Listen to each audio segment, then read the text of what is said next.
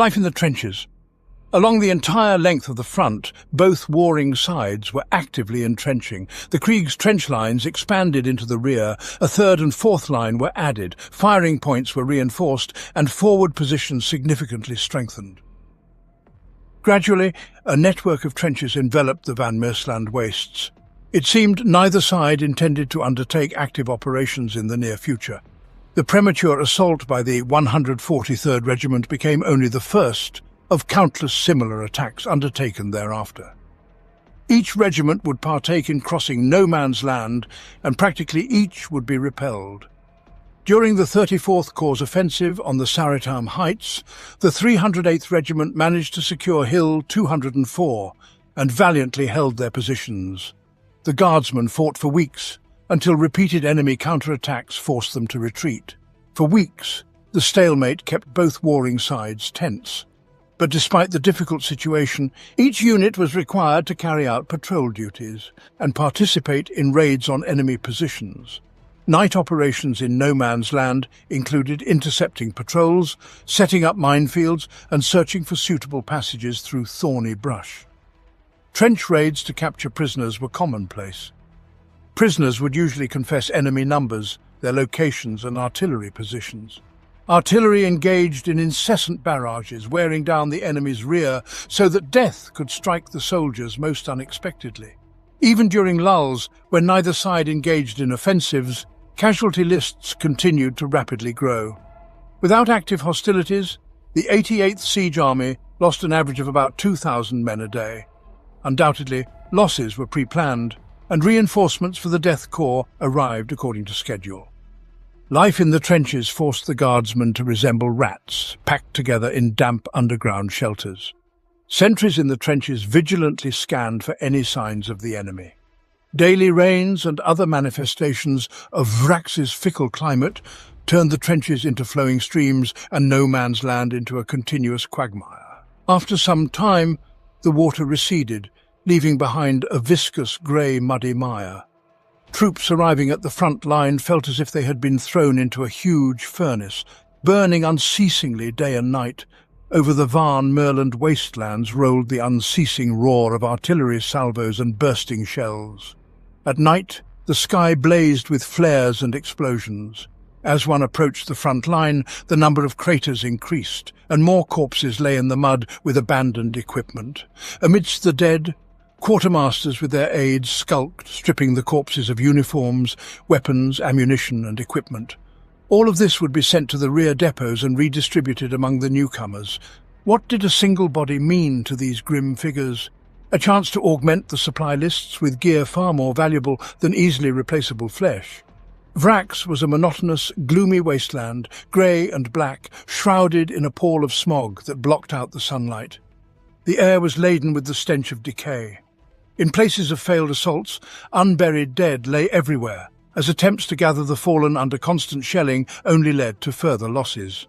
Day by day, artillery ground the bodies with its fire until the slain soldiers were dismembered several times over. No man's land was strewn with the decaying fragments of bodies that once were human. Soon, both warring sides began stacking the skulls and bones of the fallen in their trenches, forming gruesome chapels in honour of the bravery and sacrifice of their comrades in arms. They were surrounded by death.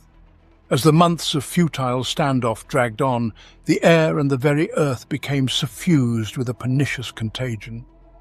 Thus passed the first year of the siege.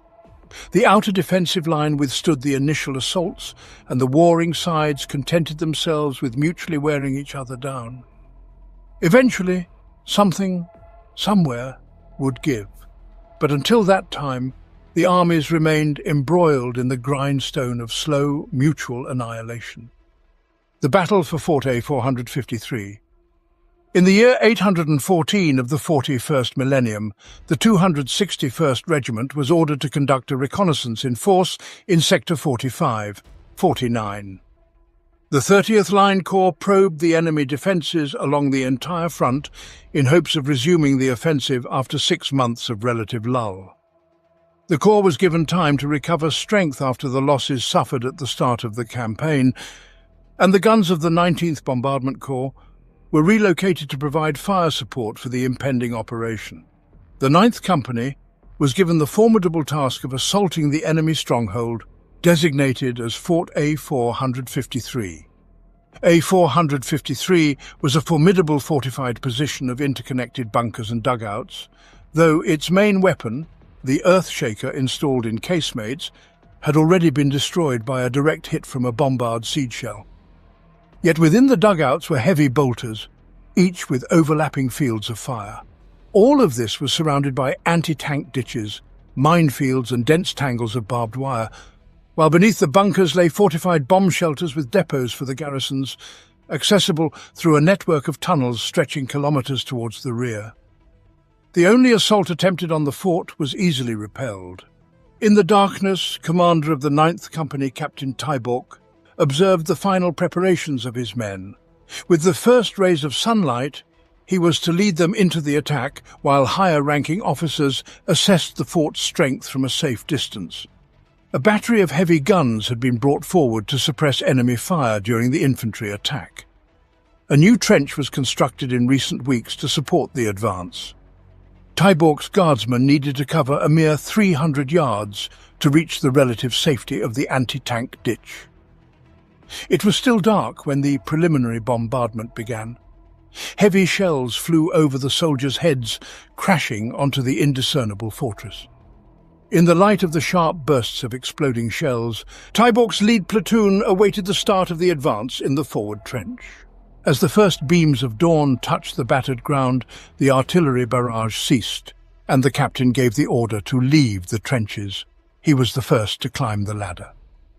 The artillery preparation left no man's land shrouded in thick smoke, and initially the Kriegs quickly crossed the open terrain. The enemy did not take retaliatory action during the first 100 yards. Tybork urged his men on, quickening their pace as they approached the line of barbed wire. Suddenly, the 9th Company came under fire. Crouching, the captain and his detachments rushed forward until finally reaching the barriers. The guardsmen hastily began cutting the wire under the fire of heavy bolters. Just behind, other squads suffered casualties and couldn't even raise their heads from cover. Yet Tybork and the command detachment managed to make it into the anti-tank ditch. Despite the mounting losses, the 9th Company rushed after their commander. Already many soldiers had reached the barbed wire, cutting pathways for their comrades and jumping into the ditch. Clambering up the steep glacis, the guardsmen began setting off mines.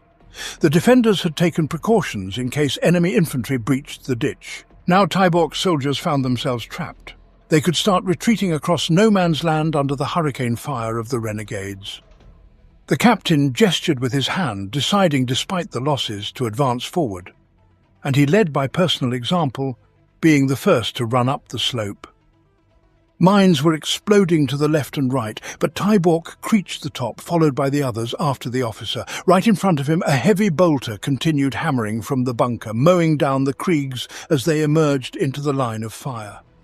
The captain was wounded in the leg by a splinter of bone from a guardsman blown to bloody shreds. Staggering, Tybork gestured to order the bunker to be taken out. By this time, the defenders began reacting to the sudden Imperial assault. Emerging from their night covers, the rebels found the Loyalists right on their doorstep. Some immediately rushed to drive out those who had broken through, and soon fierce hand-to-hand combat boiled across the fort. The others, noticing the Death Corps soldiers nearby, turned to flee, believing the position already lost. A453 was plunged into chaos and confusion. Here, the shells of quadruple mounts began to burst, killing friend and foe indiscriminately. Tybork was once again wounded by shrapnel when the guardsmen tossed grenades into the firing slits of the bunker. He managed to take position in the strong point, but the main task remained, to hold the captured ground. With severe bleeding, the captain took cover behind a ruined barricade made of barrels filled with stones and sandbags. Around him, the Krieg soldiers fired at the fleeing rebels. In the confusion of the advance, Tybork lost his Vox operator, undoubtedly now dead. The platoon required reinforcements to repel the enemy's attacks. The captain called a messenger and ordered him to relay the following to command. The Ninth Company has overcome the barbed wire. The enemy's strength is growing. We will hold if reinforcements arrive. The messenger dashed away. For a grueling hour, Tybork's men fought in complete isolation. The second bunker had been turned into a heap of smouldering ruins by a flamer. The guardsmen were now in several enemy trenches and advancing toward the central bunker. The soldiers recaptured the entrance to the stronghold, and when a melter gun turned the steel doors into a pile of molten metal, Tybork led the assault group down the ferrocrete steps. He found himself in a long gallery where the enemies had hastily erected barricades all along its length. Laser beams sliced through the darkness and bullets ricocheted off the walls. Limping, the captain and the guardsmen charged the defenders and in a fierce bayonet fight cleared the gallery of rebels. An enemy bullet wounded Tybork in the head, but his helmet, which shattered from the impact, saved the officer.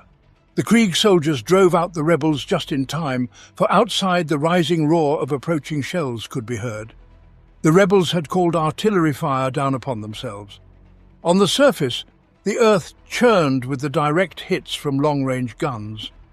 Those caught in the bombardment were annihilated in fractions of a second, while Tybork and approximately 40 guardsmen took cover below. The intense fire from the enemy batteries ended the battle on the surface, forcing the survivors to stay low. The captain and his soldiers held the gallery, yet after nightfall reinforcements still had not arrived. It seemed the messenger had failed to reach headquarters. The remnants of the Ninth Company had no choice but to hold on to their hard-won positions and hope for a miracle. The brave captain was unaware that the messenger had indeed managed to reach his own.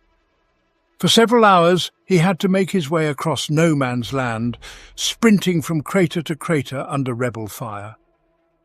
On the way the messenger was wounded, but nonetheless, covered head to toe in mud mixed with blood, the soldier delivered the message to General Durjan, who was surveying the battlefield from the command post. The news of the capture of the enemy position meant a chance to finally break through the enemy's defences. The general hastily dictated new orders to the Vraks operators. Grenadier units will proceed to reinforce the Ninth Company as soon as they are ready. Tybork was in dire need of artillery cover to sever the fort from enemy reinforcements.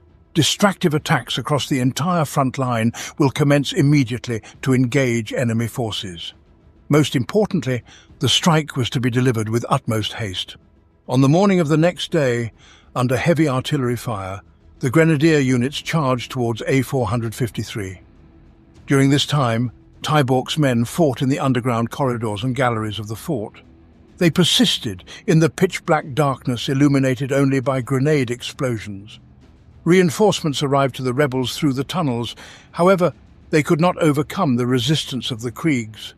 Dust and smoke from the explosions swirled in the air, and without their gas masks, the guardsmen would not have survived.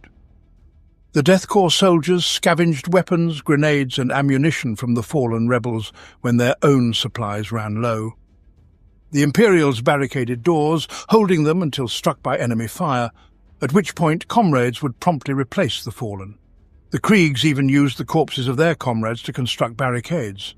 Tybork's squad was reduced to 16 men, yet throughout the day the captain valiantly repelled the rebel attacks. By dusk, the grenadiers had cleared the remaining surface structures of enemies and began pushing towards the underground shelters. The third day of the battle promised to be decisive. Fort A453 had nearly entirely fallen into the hands of the Kriegs, creating a breach in the rebels' defensive line, and their counterattacks threatened to be fierce. However, General Durjan ordered 3 companies of the 61st Armoured Regiment out of reserve, as well as the super-heavy Bane Blade, and threw them into the boiling battle surrounding the fortress. The column of combat machines was accompanied by Atlas excavators, each equipped with a bulldozer blade for filling in the anti-tank ditch with earth. The complete elimination of the obstacle required the entire morning and the loss of 4 Atlases. The Lehman Russ tanks, along with the Bane Blade, surged forward, tearing through barbed wire and barricades, hurrying to join the defenders of A453. Together they would capitalize on the success and move further. The dam began to break. General Durjan poured more and more forces into the breach, Across the entire front of the 30th Corps, the Imperials launched a ferocious assault. The third day underground was the longest and grim for Tyborg. Attempting to flush the guardsmen from their captured positions, the enemy utilized flamethrowers. The captain possessed no equivalent firepower. The corridors filled with choking black smoke. The Loyalist commander had only one filter left for his gas mask, after which the atmosphere would finish him. Water supplies were depleted. The battery of his las pistol was drained. Moreover, Tyborg suffered new injuries to his legs and abdomen. Trapped in the gallery, the soldiers awaited an inevitable end. Following the flamethrower salvos, the rebels once more charged into the attack. The Kriegs decimated them with grenades and lasgun fire, then hurriedly looted the dead. One of the fallen rebels bore a flamethrower with a half-empty fuel tank. The soldiers returned to their barricades before the enemies could launch another assault. A wall of fire could temporarily block the passage and hold the enemy at bay for a while longer. That night, the battle raged on the surface. Tyborg was unaware that grenadiers had stormed the underground complex and, after sustaining heavy losses, were now holding the main tunnel where they had swiftly planted demolition charges in case of a rebel breach. Nonetheless, corridor after corridor, the Krieg soldiers drove the enemy back. Just before dawn, an Imperial sentry reported finding survivors in the gallery. The grenadiers almost stumbled into friendly fire. Captain Tyborg swayed from numerous wounds in his legs, right arm, abdomen and head, but he stood on his own 2 feet. Only 8 men remained under his command. In his hands, the officer gripped a flamethrower with an empty tank. His uniform was scorched and torn, his helmet shattered. Yet he was alive, and the fortress had been captured. The first breakthrough. The strike of the 30th Line Corps was all-crushing. More and more soldiers along with tanks rushed through the breach at Fort A453, widening the gap. The enemy hastily began marshalling forces in a desperate attempt to halt the influx of Loyalists pouring through the compromised defensive line, dangerously weakening other positions. Suddenly, the endless positional warfare gave way to a massive Imperial offensive. For the next 10 days, battles raged across the surface. Death Corps tanks surged eastward, while the enemy deployed fresh forces in counterattacks. As the guardsmen advanced, the wastelands were littered with burning vehicle hulls, abandoned artillery positions and forsaken weaponry. The 8th Assault Corps broke into the enemy rear and launched a northward and southward offensive, levelling the rebels' outer fortifications. The defensive structures were designed to withstand a frontal assault, so the sudden appearance of the Death Corps on the flanks led to their complete collapse. Enemy units began abandoning their positions and retreating. They knew a second defensive line lay behind them, so most hurried to reach the intact fortifications. Following the 30th Corps, the 12th Line Corps joined the offensive. The Kriegs surged across no man's land, sweeping away the remaining rebel fortifications, wherein only doomed rearguard garrisons remained. Soon, the 34th Line Corps also broke through the enemy's defences on the Saritamsk hills. Companies of Death Riders pursued the mass retreat of the rebels. Infantry followed behind the cavalry in organised columns, encountering no resistance. After 2 gruelling years of siege, the first defensive line crumbled like a house of cards. Isolated pockets of resistance still remained, desperately attempting to slow the advancing pace, but they were eliminated without significant trouble. The casualties remained unknown for now, yet the first objective of the Vraks siege, capturing the outer line of fortifications, had been accomplished. Chapter 4. War of Attrition. Krieg's method of warfare is defined by their discipline and self-sacrifice. It commands respect from all, both enemies and allies. Lord Commander Militant of Segmentum Obscurus. The First Corps Crisis.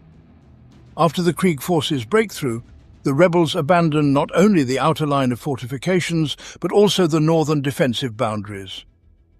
These lines were a kind of protrusion from the main defensive positions, and given the prevailing situation, holding them was no longer feasible.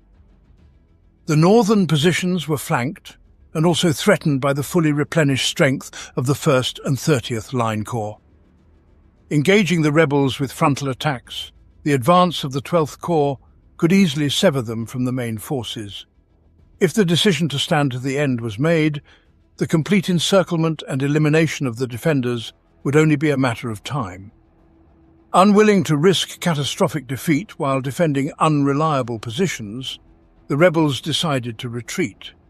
The 1st and 30th Corps found the northern lines abandoned and soon began to advance swiftly, encountering only weak rearguard resistance in the form of sniper teams and the unavoidable artillery bombardments.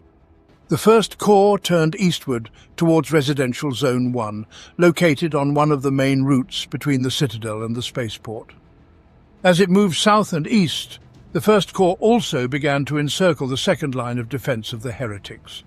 Until now, throughout the 2 years of war, the 88th Siege Army relentlessly attacked, while the rebels preferred defensive actions except for counterattacks on captured positions and raids through the Imperial trenches.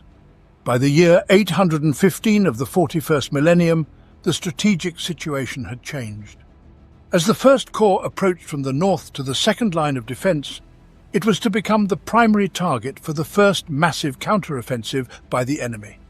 The northern defensive lines might have been relinquished without a fight, yet between the two positions, powerful counterblows were delivered. The rebels accumulated a considerable reserve of combat vehicles in Residential Zone 1. Lehman Russ tanks, Chimeras, Basilisks and Griffins, along with their crews, were assembled in one place to prepare a counter-offensive, with the main goal being to catch the Krieg Death Corps units on the march across open terrain outside the protection of the trenches. The 19th Siege Regiment was stationed in Sector 60, 53. Scouts reported nocturnal movements of enemy armoured vehicles. In response, the battery fire was intensified to hinder the enemy's as yet unclear plans.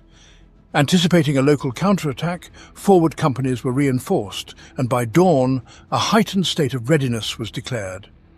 Newly constructed trenches, somewhat resembling shallow ditches, were filled with soldiers with lasguns at the ready. The first to reach the Loyalists were enemy shells, initially 1 or 2, before a tornado descended upon the Guardsmen. A massive artillery barrage engulfed the positions of the 19th Regiment, howling and roaring akin to the sea during a storm. Alongside the heavy shells came smoke rounds, emitting thick white gas that veiled the battlefield in an impenetrable shroud. Under the cover of the smokescreen, the first wave of attackers advanced. The drivers of tanks and armoured personnel carriers floored the accelerator and surged through the trembling wasteland towards the Imperials. Behind them, the sun was just peeking over the horizon, a pale disk emerging through the clouds of dust raised by the advancing army. As the rebels drew near, the artillery fire ceased. Through the smoke and dust, the clamour of the approaching war machines resounded like the forges of the underworld unravelled. The tank shells tore bloody chunks from the overcrowded frontline trenches. Reports of advancing enemy tank columns and chimeras came in from the entire front line of the 19th Regiment. As the renegades approached within close range, infantrymen within the transports and on the aft decks of tanks disembarked onto the field of battle. Shouting ungodly battle cries, they charged, bayonets affixed, also wielding knives, axes and mere blades. The Krieg Guardsmen responded to the heretics' frenzied onslaught with a barrage of lasguns, stubber and heavy bolter fire. The attackers suffered losses, yet the tanks' fire systematically obliterated trench after trench. Tons of earth collapsed inward, burying men alive, and entire squads vanished in the spiralling storm of fire and shrapnel. The enemies were like rabid dogs, packs hunting amidst the rain of bullets and shells bursting in the wasteland. One by one, the squads of the Death Corps were crushed, and the insurgents' tanks sprinted forward. 4 quadruplicate mountings of Battery B of the 22nd Field Artillery Company delivered direct fire on the advancing enemy before receiving the order from command to retreat. When the Centaur transports arrived, they came under severe artillery fire. 2 guns and 3 tractors were immediately destroyed by precise hits. The 3rd gun had to be abandoned, but not before each barrel was loaded with a crack grenade so as not to leave valuable weaponry to the enemy. The last piece of the battery was jolting from the shells exploding around the tractor, as the rebel infantry was already occupying the positions abandoned by the Imperials. Peering through his magnoculars, Colonel Adal, commander of the 19th Regiment, observed the unfolding battle through the clouds of smoke and dust raised by the bombardment. Reports of captured trenches had already arrived, and now he watched as the enemy tanks crushed his forward positions. In an attempt to turn the tide of the battle, Adal ordered the reserve companies forward. The enemy's already accelerating assault needed to be halted. The colonel also requested reinforcements from the corps commander. The front line was subjected to a powerful tank attack, and the Imperial's forward positions were already in the hands of the renegades, to whom fresh forces were also beginning to arrive. To hold out, Adal required men, tanks and artillery from the corps reserve. Otherwise, he would have to retreat and organize a new line of defense. Soon, a response came from the High Command. There were no available reserves, and he would have to hold his positions with the forces at his disposal. Retreat was unacceptable. However, the pressure on loyalist forces was mounting, and Adal understood that with the loss of the second trenches, he would either be forced to retreat or face a potential enemy breakthrough. By redistributing units that had not yet entered the battle, he hastily organized a new line of defense centered around his headquarters. The battle continued, and by midday, deadly artillery fire resumed on both sides. Attackers and defenders were intermixed. One ruined trench could be held by loyalists, while the adjacent one might be held by heretics. In the ensuing confusion, the rebels held on stubbornly thanks to tank support. Initially, they withstood an Imperial artillery barrage, and later surged forward once more.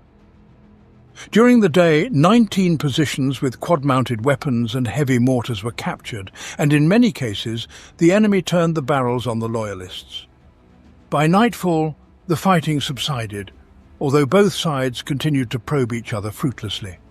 Chaos reigned on the battlefield as a unified front line no longer existed, leaving only a melee of fighting units. At dawn, the rebels resumed their assault and artillery thundered once again. The batteries of the 19th Regiment returned fire, and massive shells flew over the advancing rebel infantry, more like blooded spectres in the harsh morning light, storming one trench after another. Suddenly the heavens opened and unleashed lightning and torrential rain on the combatants, turning the battlefield into a quagmire. Enemy tanks surged forward, buffeted by fierce winds. Colonel Adal watched their approach from his headquarters and in turn prepared the Loyalists for defence. Rebel artillery was already targeting Imperial positions, and one shell pierced the roof of the command bunker. Fortunately, the colonel was elsewhere at the time. He was already among the soldiers, directing the guardsmen's fire. As the heretics approached, the air filled with laser beams and bullets, while tank shells exploded among the makeshift barricades. The first onslaught was repelled when Adal himself, lasgun in hand, fought on sandbagged fortifications. The second attack also faltered, but shallow trenches to the left and right fell to the enemy, leaving the Loyalists isolated from their main forces. The only path to salvation lay across terrain well covered by rebel fire. A shell once again struck the command bunker, this time a tank shell, killing Adal's deputy, Colonel Daine. Communication with the rear was cut off, and Adal was left with only 80 guardsmen. The colonel ordered the evacuation of the wounded and divided the survivors into two groups. The first group was to break through to the main forces to deliver a message about the enemy's forces' breakthrough.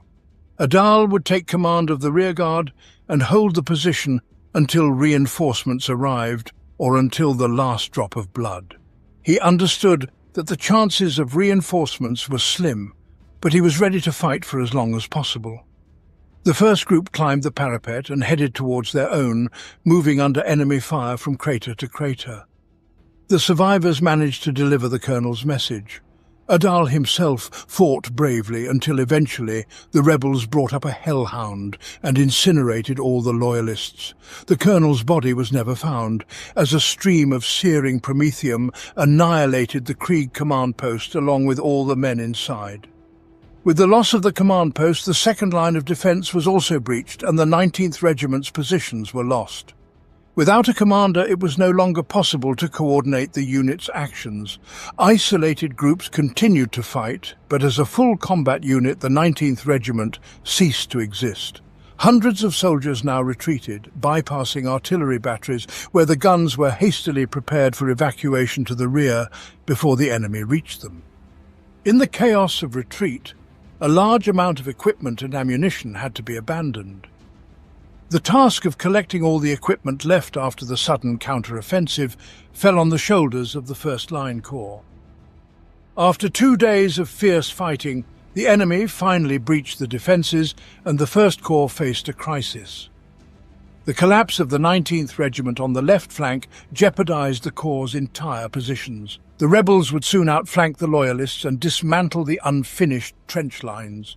As with the rebels previously, now it was the Death Corps' turn to retreat. The ground taken at such high cost had to be left without a fight in favour of retreating to the better fortified positions of the first line of defence. From there, the enemy's counterattack could be contained, but this required rapid action. The primary and foremost task was to slow the enemy's advance to give the Imperial units time to redeploy. The First Corps gathered elements of the 7th Armoured Regiment and the remnants of the Death Riders companies of the 19th. They were intended to be thrown into battle to stall the heretics' advance. This would not fully stop the rebels, but it was vital for the First Corps to gain at least some time. Other units were ordered to retreat to pre-prepared positions, and the 261st was instructed to turn the flank and entrench intensively. This defeat dealt a serious blow to Lord Zuelka's campaign plans. The impact of the bold counterattack and the breach of the Imperial defence was felt by the entire 88th Siege Army. Attacks on all fronts were cancelled, and necessary materials were hastily transferred to the First Corps' control. The 8th Assault Corps was dispatched to support the 1st as the last bastion against a new potential breach, which could lead not only to the loss of valuable positions, but also to defeat in the entire campaign. Heretics had completely seized the initiative. On the 3rd day of the enemy tank offensive, the First Corps finally redirected part of its forces to counter the insurgents. This was not sufficient to hold back the rebels, but it allowed time to be gained for the avalanche of men, guns, vehicles and equipment retreating to the north. In total, the 7th Armoured Regiment fielded 52 tanks, both Lehman Russes and heavy Machari, against more than 100 enemy tanks. According to incoming reports, the number of traitorous machines constantly increased. The 15th Tank Company included a dozen Lehman Russes, and it was commanded from a personal vanquisher by Captain Gerson. When his squadrons rolled out to their positions, the remaining fighters of the 19th Regiment were still passing by them. Soon after, silhouettes of traitor tanks loomed in the south. Opening fire from a long distance, the captain struck his target, from which black smoke began to pour. In the surveyor, he saw the turret of the enemy tank split in half, and a second later, flames burst from the vehicle. The enemy persistently advanced, and armour-piercing shells flew in both directions. One shell ricocheted off Captain Gerson's tank turret, another knocked out the frontal lascannon and mortally wounded the gunner. The captain managed to knock out 2 rebel tanks before taking a third hit. This time the fuel tank was damaged. As the fuel began to leak inside, Gerson ordered the survivors to abandon the vehicle. The last 3 crew members threw open the hatches and jumped out of the tank an instant before the explosion that turned the Vanquisher into a dazzling orange ball of fire. Of the captain's 12 tanks, only 4 remained operational, yet the enemy left at least 16 on the battlefield. As he ordered a retreat, Gerson saw a squadron of Death Riders charging at the enemy with lowered lances in a final act of desperate bravery. A day after endless battles, the Kriegs had 9 Lehman Russes and 2 Macharii left, but the enemy had lost no less. The armoured wedge of the rebels had sustained significant damage. Such holding actions continued daily, and the heretics captured less and less ground each day. 3 days later, the counterattack completely ran out of steam, but it had deeply cut into the positions of the First Corps and forced the Imperials to abandon extensive territories. The 19th Siege Regiment was decimated in the first 2 days, suffering over 80,000 killed or captured, including the commander. Enemy losses were also high, especially in armoured vehicles. The cost of the First Corps' severe ordeal extended beyond losses in manpower, resources and territory. Barely avoiding catastrophe, attacks on all fronts aimed at weakening the enemy had to be cancelled. The enemy was meant to bleed out, but instead he became only stronger. He gained time to reorganize and bring in reinforcements with ammunition, and breaching the second line of defense would now become much more difficult. The battles on the second line of defense. After the chaos of the enemy breakthrough and the First Corps crisis, the attacking regiments of the remaining 3 corps had to halt. Instead of a swift advance, they would have to resort once again to systematic and cautious progress. The second line of fortifications was more powerful and denser than the first, and after a successful counterattack, masses of heretics occupied defensive positions. This bastion of rebels had to be crushed like the previous one with slow attrition.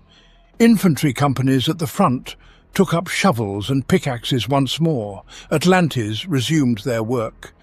Soldiers, who had just escaped the cramped trenches, had to build them anew. They would approach the insurgents under artillery cover and the safety of the trenches. Thus, the nightmare work continued, and the trenches with communications sprawled across the Van Meersland wasteland like a web. Soldiers venturing beyond the confines of their immediate sectors could become hopelessly lost in the multi-kilometre labyrinths. The endless artillery duel resumed with its previous intensity, threatening sudden death from mines or shells daily. Each side was desperately fortifying forward positions, making them even more dangerous for the enemy. In the year 816 of the 41st millennium, the 88th Siege Army went on the offensive once again. No fewer than 6 full-blooded regiments took part in the all-out attack. Day after day, the advance exacted a horrific toll on the people, and the guardsmen fought amidst destroyed bunkers, collapsed trenches, rusty expanses of barbed wire, and the bleached bones of fallen comrades in arms. For long months, a routine, murderous scenario unfolded along the entire front line. After hours of massive artillery barrage, Krieg guardsmen moved to assault the rebels' front lines, whether trenches, gun emplacements, or interconnected bunkers. In most cases, the advance sputtered out, with only piles of bodies left on no man's land. In some places, the attack was successful, and the Imperials occupied enemy positions, only to then come under precise fire from heretic batteries. While artillery isolated the Loyalists, the rebels launched a counterattack, reaching the target before reinforcements could arrive for the Kriegs. After close combat, using grenades, entrenching tools and bayonets, the Imperials retreated back. Waves of the Death Corps soldiers surged and receded from the enemy like the tides. The relentless cycle of futile attacks continued, with each advance stalling, and the next day, the attack front had to be expanded to capture adjacent sectors and eliminate fire from the flanks. Key positions could not be taken without clearing the neighbouring sectors. The key to every sector lay upon its flanks, and so it happened everywhere until entire regiments were ordered to attack solely because one company failed to fulfill its objective. The achieved success was minimal, and there was always another flank that needed to be cleared. Hundreds of attacks were launched over months, yet a breakthrough never occurred. For the opposing sides, another year passed without visible success. In the north, the First Corps, reinforced by an influx of recruits from Krieg, once again attempted to advance. Here, trenches stretched across terrain littered with the rusting hulks of destroyed tanks and transports. This land had been captured and subsequently lost. Skirmishes with rebels continued, yet without the protection of bunkers and ferrocrete-fortified defensive lines, the insurgents were extremely vulnerable to the Krieg's artillery. Exposed on open ground, the heretics suffered as never before from the bombardment by Imperial batteries. Massive bombardments forced the rebels to choose, either abandon positions or be annihilated. Gradually, the land yielded and the counteroffensive was won back. It took the Loyalists nearly 6 months to reclaim what had been lost within a week. For a whole year, Residential Zone 1 was subjected to systematic artillery bombardments, after which it was captured virtually without a fight. Subsequently, all prefab homes were razed to the ground. Eventually, the First Line Corps advanced to positions before the second defence line, and the citadel was encircled. Starting from Sector 62, 47, and proceeding clockwise to Sector 54, 38, on a 250-kilometre front. In the course of the 88th Army's advance, many of Vraks's outer depots and storehouses were seized by the Guardsmen. These colossal underground bunkers, accessible only via massive freight elevators, were thoroughly looted. The military resources stockpiled within were gone, taken by the insurgents down to the last bullet during their retreat to the citadel. These stockpiles had been the lifeblood of the defenders, enabling them to contend with the massive supply machine of the 88th Army. Daily, hundreds of tons of artillery shells were delivered to the Kriegs, alongside brand-new ordnance barrels and breech blocks for replacement of worn-out ones. Yet it seemed the enemy faced no difficulties in provisioning their forces, and thus the war of attrition continued. A relentless, unyielding meat grinder dragged on endlessly. The siege of Vraks became akin to an insatiable beast, consuming shells and human lives daily. The unending artillery duel once again turned the front line into a field pockmarked with overlapping craters, some tens of feet deep. Across no man's land, poisonous haze from a mix of cordite, dust and corpse poison from countless decomposing bodies spread anew. Thus passed 1 year, then another, and the living conditions only deteriorated further. Wherever the Death Corps gained an advantage, they were soon repelled by the counterattacks of the rebels. For the most part, the Imperial regiments were only required to hold the defensive line. It was impossible and undesirable to constantly conduct offensive operations across the entire front. This did not mean that the front lines were quiet and peaceful. Even when no attacks were planned, both opposing sides asserted their presence with aggressive actions, inevitably provoking the enemy's retaliatory measures. Frequent skirmishes led to increased casualties, especially during night bomb raids, when small groups ventured into no man's land and hurled bundles of grenades into enemy trenches. Operations to capture sentries for subsequent interrogation were also frequently conducted. Both the Imperials and heretics employed tactics of constant attrition against each other, depriving the opponent of even a moment's respite or rest. Such operations never aimed to capture land, and attacks by platoons or individual companies were discouraged, even in response to enemy actions, as capturing small territories was too insignificant a task against the backdrop of the campaign's large-scale military plans. This resulted in a situation where the front line remained static for prolonged periods, sometimes years. The commanders of the Death Corps awaited a major breakthrough, which could only be achieved by wearing down the enemy, followed by exploiting success in a combined arms general offensive. In the year 818 of the 41st millennium, the 158th Regiment undertook a large-scale raid on Sector 50, 45, where the defence laser mines, part of the orbital defence network of Vraks, were located. The batteries themselves were deep underground to protect the guns from orbital bombardment, so any artillery barrage had little chance of inflicting significant damage. The heretics inside were under no threat. So, to preserve the element of surprise, the Kriegsmen decided to dispense with preliminary artillery preparation. The attack would be led by grenadier detachments, who would infiltrate no man's land and quickly seize the surface fortifications of the laser battery, after which, at dawn, infantry would arrive to provide assistance for the final clearing of the mine. The outer defences included barbed wire, a dense minefield, and several reinforced firing points. Under the cover of night, the grenadiers left their trenches and began to stealthily advance from crater to crater toward enemy positions. As soon as a flare shell exploded in the sky, the guardsmen froze and feigned death. As the light faded, the grenadiers resumed their advance. Orienting in darkness was difficult, so several detachments soon became lost.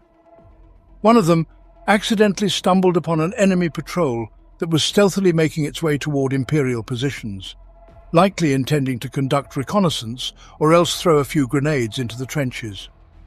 A firefight erupted, but to the sentries of the traitors it appeared as yet another routine nocturnal skirmish with the Loyalists.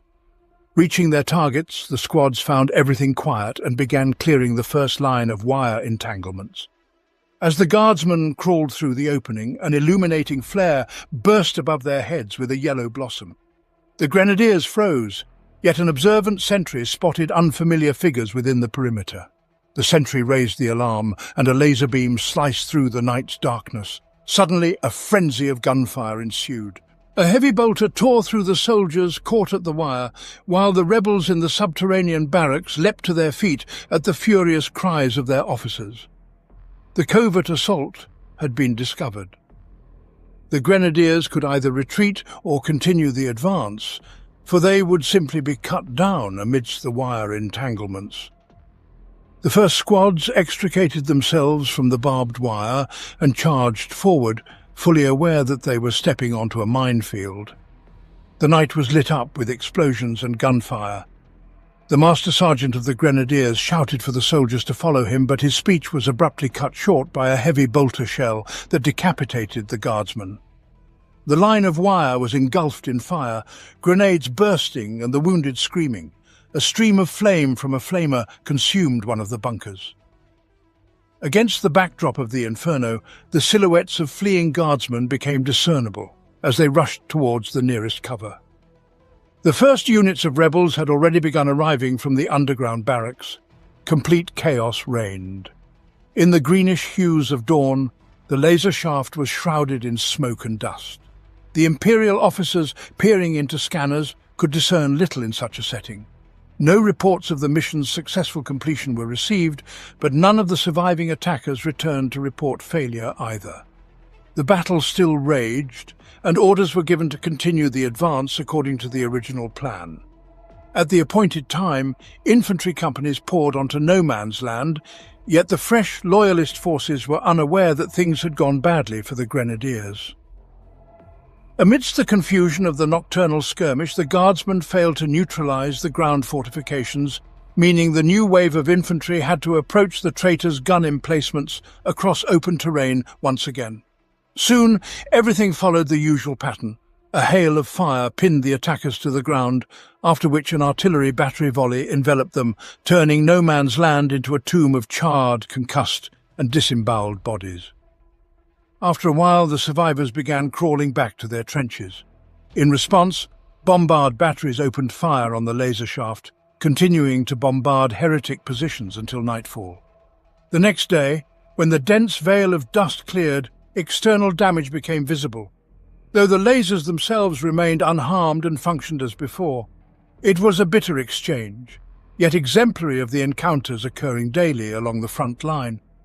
Several hundred guardsmen perished in a forlorn attack, and without doubt the defending side suffered far fewer losses. Only a handful of surviving grenadiers managed to make it back to the Imperial trenches. Most were killed, and those taken prisoner were tortured during interrogation, after which they were executed. The bodies of the unfortunate were displayed on barbed wire as a grim reminder of their fate. A new threat. Since the first artillery salvo marking the official beginning of the siege of Vraks, 7 years had passed, 7 years of exhausting and fierce battles where millions died over a few kilometers of land. Each side had its victories and defeats, and both suffered horrifying casualties, yet neither the Imperials nor the rebels came close to collapse. In the year 820 of the 41st millennium, new reports delivered to the headquarters of Lord High Commander Zuelka on Thracia Primaris led to widespread concern. Not only was the campaign on Vraks significantly behind schedule, but, if the reports were to be believed, the heretics had also received reinforcements. During an attack by the 261st Regiment in Sector 52-49, several Gorgon assault transports managed to breach enemy positions and posed a threat to break through the heretics' second line of defense. As usual, the enemy counterattacked, but this time the counteroffensive involved armored Space Marines. The Adeptus Astartes in dark blue armor launched a swift strike that closed the breach created by the Loyalists and destroyed all the Gorgons. How had Space Marines come to fight on the side of the Vraxian rebels? Whoever they were, they represented a mortal threat. Due to the nature of warfare on the Armory world, chapters of Space Marines were not involved in the conflict. Not a single chapter master would send his battle brothers into the quagmire of a slow war of attrition. The campaign had reached a standstill for both sides, and the arrival of the Adeptus Astartes could tip the scales in favour of the rebels. Lord High Commander Zuelka immediately dispatched his emissaries to the Lord Commander Militant of Segmentum Obscurus. Could he identify this chapter? Alongside his message, Zuelka requested new infantry corps to be sent to Vraks. In his opinion, these additional forces would help bring the campaign back to the previously agreed timeline and shift the balance on the second line of defence. The request was sent through the channels of the Departamento Munitorum, and the officials began to find means to transport more troops from Krieg. As for the Adeptus Astartes, it remained an unsolved mystery. Those chapters in the segmentum that bore dark blue as their colours could account for their companies. The conclusion was made that these were most likely traitor legionaries, drawn to Vraks by the intensity of the battles and wishing to earn the favour of their dark gods through bloodshed. Zuelka's headquarters were assured that steps were being taken to counter this new threat. The commanders of the 88th Siege Army did not suspect that Vraks had indeed drawn the attention of the traitor legions. News of the uprising and fierce battles particularly intrigued one traitor, who had now decided to join the fray. This was Lord Arcos, a former captain of the Alpha Legion. His battle barge, Heart of Anarchy, slipped into the Vraks system and disembarked battle brothers at the spaceport. Disguised as newly arrived space marines, they infiltrated the Krieg defences and, under the guise of a new offensive, crossed no man's land. Once inside the citadel, Arcos and his followers presented themselves to His Eminence, offering assistance and support on behalf of all the dark gods. The Lord of Chaos could provide the rebels not only with elite troops skilled in raids behind enemy lines and sabotage operations, but also in training the militia. Arcos himself could share his vast combat experience. His legion brothers, all unconditionally loyal to their commander and the gods, eagerly awaited the opportunity to participate in the war. Vraks, Arcos explained, was the anvil upon which the entire Scarus sector would be broken. Victory here could lead to great victories in the future. One successful rebellion would ignite a mighty flame of insurrection, and there were already many allies ready to support this fire in various locations. The Lord of Chaos also promised more allies in the future. Other bands would hear of Vraks and rush to join the battle. Arcos was a valuable and powerful ally for Zafan, and the Cardinal gladly accepted his help. The traitor legionnaires were immediately put to use. Chapter 5, Angels of Caliban. Our will to vengeance overcomes all. Supreme Grand Master Azrael, Dark Angels, chapter. Reinforcements. In the 821st year of the 41st millennium, the requests of Lord Commander Militant Zuelka were finally fulfilled. A convoy of transport ships entered the Vraks system, ferrying the additional 46th Line Corps, consisting of 3 regiments to disrupt the established balance on the second line of defence. These forces were meant to be dispatched to other hotspots, but now Zuelka's political influence began to bear fruit. The Lord Commander Militant's office also sent completely unexpected reinforcements. The arrival of reinforcements to aid the Vraxian rebels was alarming and potentially catastrophic news, especially if other bands of traitors, eager for battle, plunder and devastation in the glory of their gods, were to follow. It was imperative to prevent an escalation of the conflict in the Arsenal world at all costs. The Lord Commander Militant decided to act independently of his subordinates and dispatched delegations to enlist the support of the Adeptus Astartes. The first to respond were the Dark Angels, the infamous first founding chapter, whose base in the Caliban system allowed them to quickly react to the request. The chapter, under the adept command of Supreme Grand Master Azrael, deployed massive forces, nearly half of the Battle Brothers. Toward Vraks surged the battle barge Angel of Retribution, along with 2 strike cruisers, Sword of Caliban and Deliverance, accompanied by a small escort fleet. Azrael did not send any messages to the command of the 88th Siege Army. He simply focused on his own objective, the destruction of the Vraks starport. This would completely sever the world from receiving off-world reinforcements. Assistance from the Dark Angels was not needed, and the Grand Master saw no reason to involve the Imperial Guard regiments in the actions. While Zuelka's headquarters adjusted campaign plans due to the arrival of the new Line Corps, Azrael's ships and his magistrates reached a low orbit, and toward the surface of Vraks surged Thunderhawks, along with drop pods. Azrael's plan. The Supreme Grand Master chose the Cerner Plains for the landing, at the foot of the Aberos Hills, just south of the starport. His fleet took positions outside the range of orbital laser batteries and released the Thunderhawks, which entered the atmosphere and circled the planet to reach the landing zone. Where an Imperial regiment might take weeks to offload from orbit, the Dark Angels required mere hours. On the launch decks, the roar of engines of the ships taking off one by one with companies of space marines and equipment echoed. Back and forth shuttled the transport Thunderhawks, laden with vehicles and supplies. Azrael selected his goal for several reasons. The first was obvious. The starport served as the simplest route for the arrival of off-world reinforcements. The second was the fact that such an attack would force the rebels to divert forces to counter the new threat. At the moment, the starport was guarded by only a small garrison, since the Krieg divisions posed no direct threat there, allowing the troops to be freed for the front line.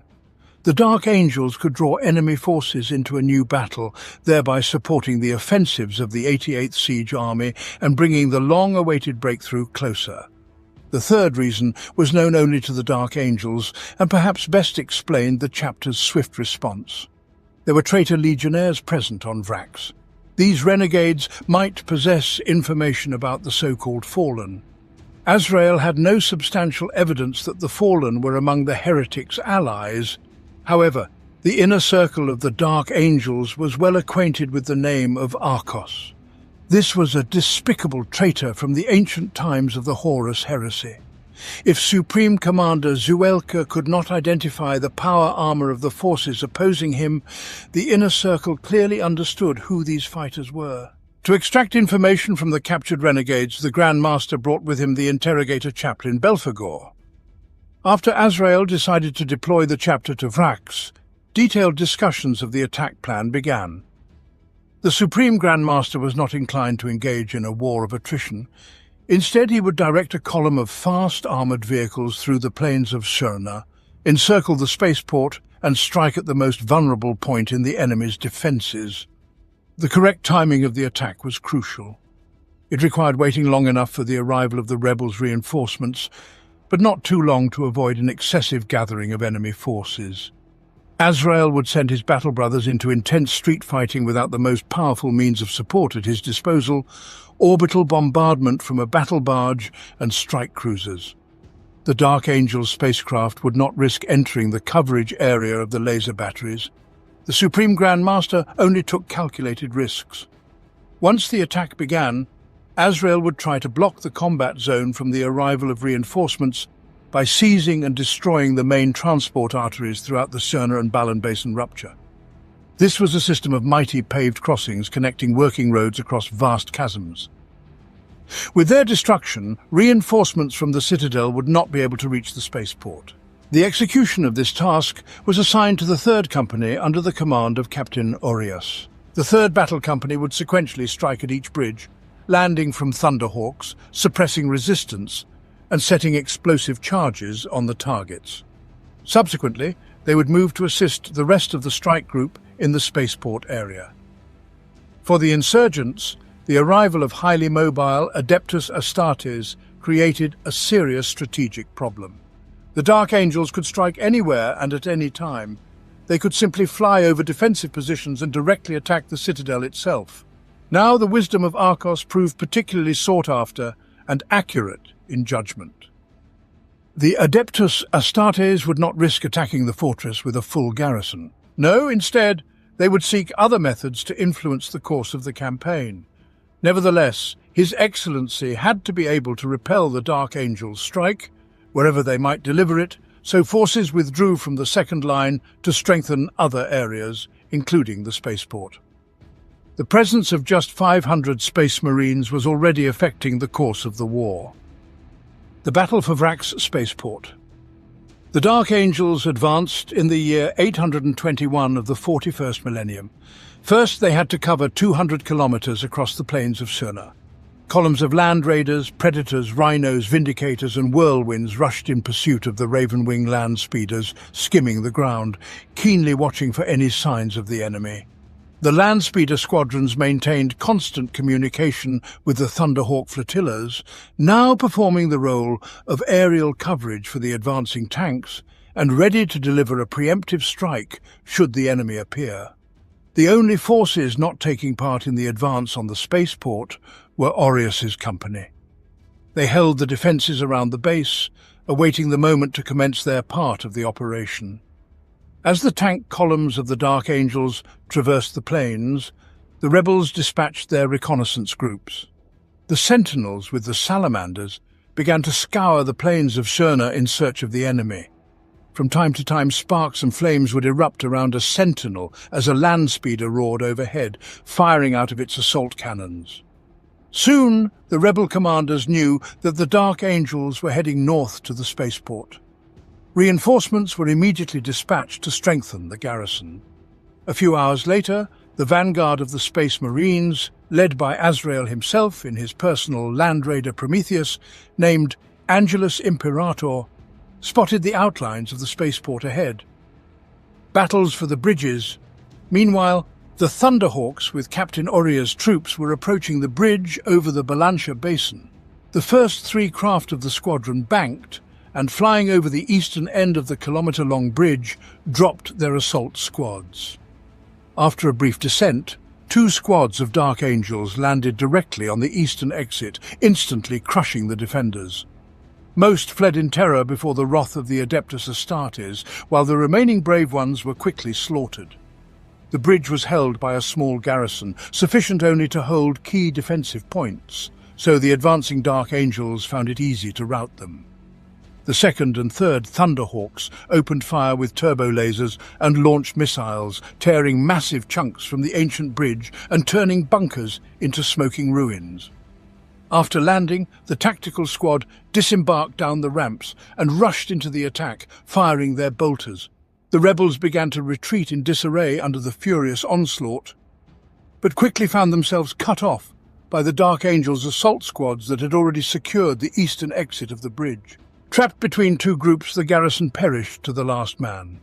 It took Master Aurea no more than a few minutes to capture the objective. He immediately began mining the bridge, deploying Devastator squads on its eastern end beforehand.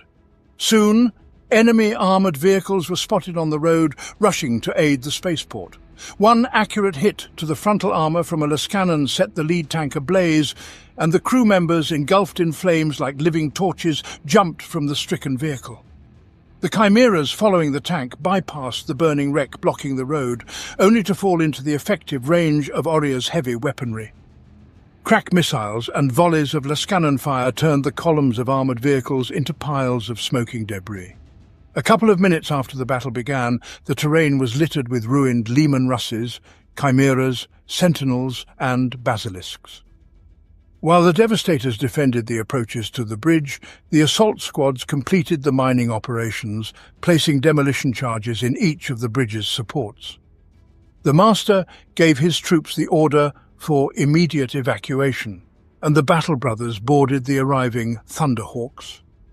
The entire assault cost the Dark Angels 3 wounded, who, thanks to their enhanced physiology, remained operational. As soon as the last aerial transport surged towards the north, Aureus activated the explosive devices. Massive explosions destroyed the supports, after which the majestic bridge groaned, creaked and collapsed under its own weight. The debris fell into the abyss of the Balan Basin, leaving behind only a cloud of thick dust rising skyward. The main route for reinforcements had been severed, and by the end of the day, Aureus's detachment would seize and destroy all remaining bridges across the Surna Basin. By the Emperor's wrath. Surveying the plains with the rising spires and roofs of the spaceport on the horizon from the dome of his land raider, Azrael received a message from the Vox operator. In Sector 74-46, the Ravenwing scouts had detected an enemy tank column moving south from the spaceport. The enemy was approaching. The Supreme Grand Master directed the Thunderhawk fighters to intercept and ordered the forces to advance against the rebels. From his command land raider, Azrael saw the assault ships making low-altitude attacks on the rebel columns. The enemy began deploying Hydras, but the missiles with laser cannons and the Thunderhawk's turbolasers severely thinned the ranks of the enemy vehicles in the open terrain. Without air cover, the enemy had only to hope for the mercy of the Thunderhawks. By this time, the reconnaissance land speeders had guided the lead land raiders into battle, and the planes were enveloped by the slowly creeping smoke from the burning wrecks. The heavy armoured vehicles crashed into the remaining enemy tanks, piercing with fire from the laser cannons, the Lehman Russes and Chimeras, hurrying to reach the relative safety of the spaceport. Azrael's strike went right through the positions of the heretics, then turned east to encircle the spaceport.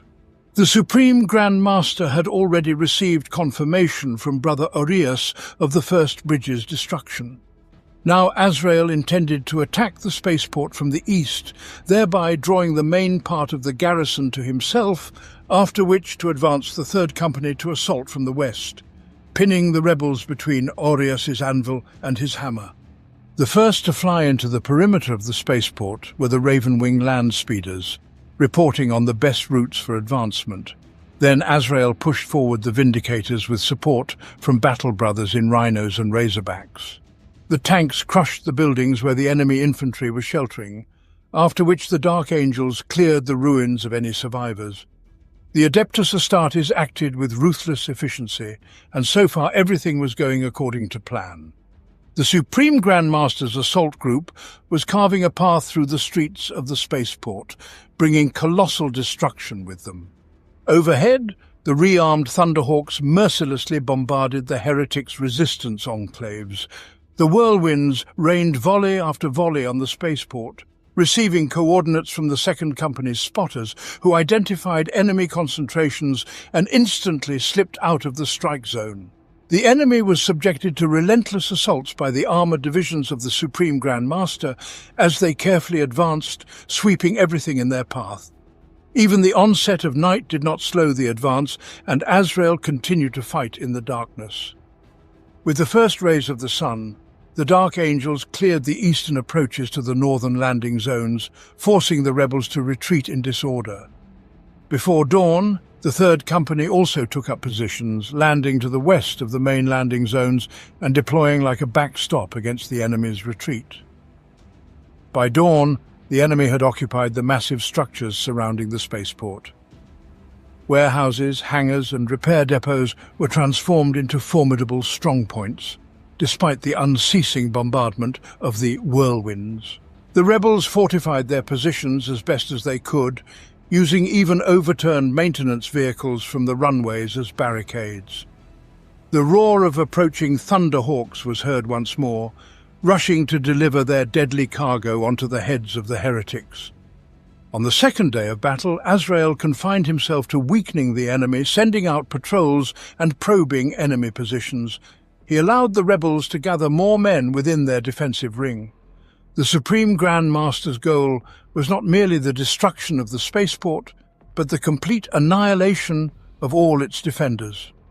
The second day passed with sporadic skirmishes, yet the echo of exploding whirlwind rockets and the return salvos of the rebels' batteries continued to roll through the streets. More accurately, resembling a pitiful imitation of return salvos, as the mobility of the Dark Angels' artillery, changing position after each strike, made it scarcely vulnerable to heretic fire. At dawn on the third day, the landing zones had definitively begun to resemble a battlefield. After repeated air raids and missile strikes, streets everywhere were littered with piles of masonry mixed with debris. From the intelligence gathered by yesterday's patrols, Azrael now clearly envisioned where he would strike with all his might. The Supreme Grand Master gathered the battle brothers of the Sixth Company, mostly from the tactical squads, and placed them under the personal command of Interrogator Chaplain Belphegor, bestowing upon them the great honour of going into battle with the sacred standard of devastation. The precious relic was entrusted to a seasoned veteran, Brother Anmail, personally chosen by Azrael.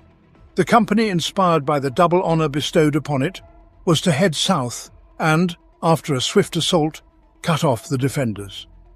Accompanied by Vindicators, Whirlwinds and Predators, the warriors launched an attack and soon engaged in combat with the heretics.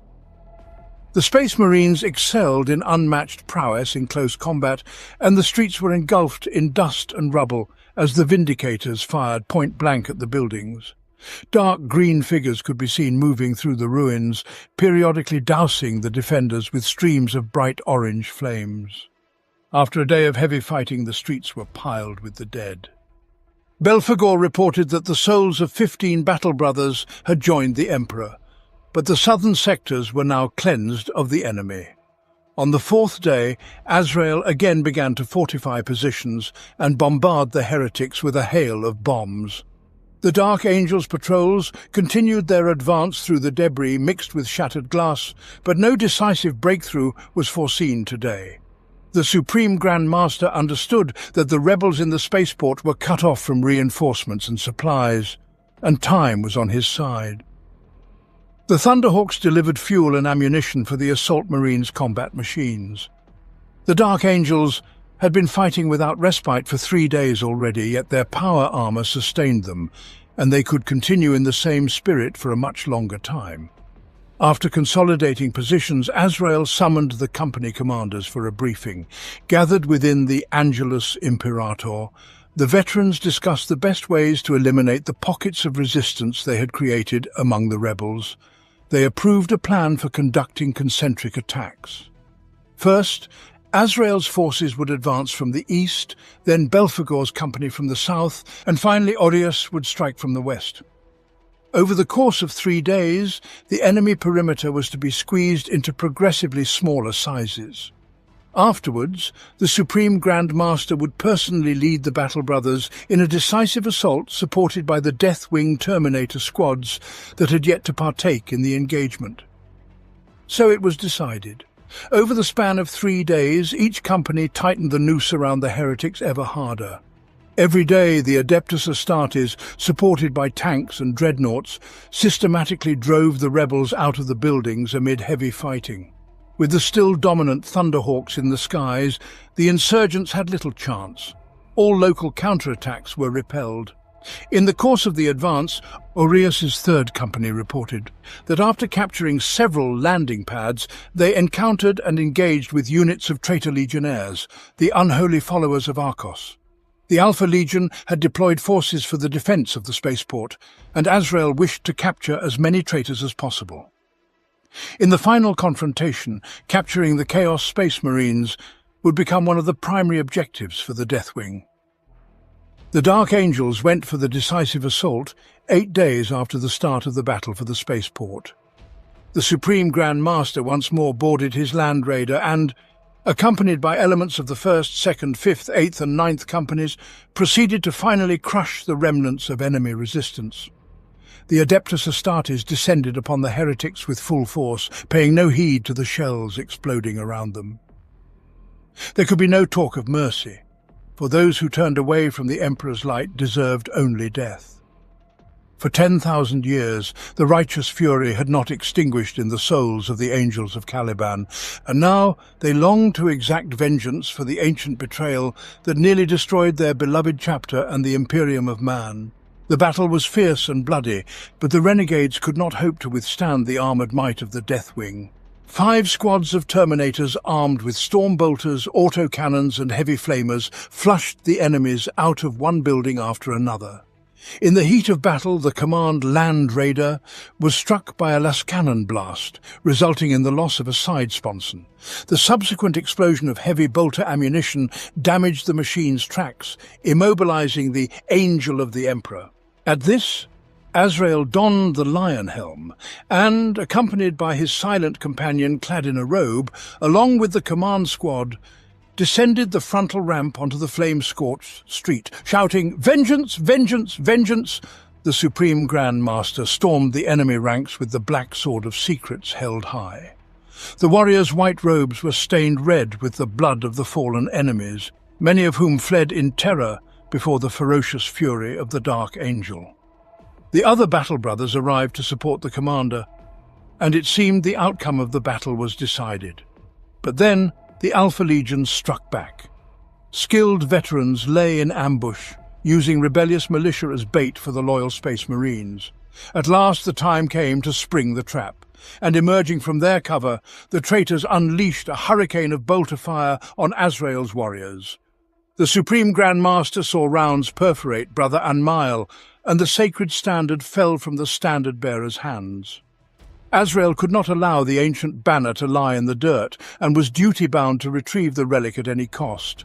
Rushing under the heretic's fire toward the banner, he reached it at the same moment as the enemy. Dark angels and Alpha Legionnaires clashed over the body of fallen Brother Anmail, and neither side was willing to concede. As the Loyalists fought their way out of the traitor's trap, Azrael slew the last of the foes and raised the sacred standard.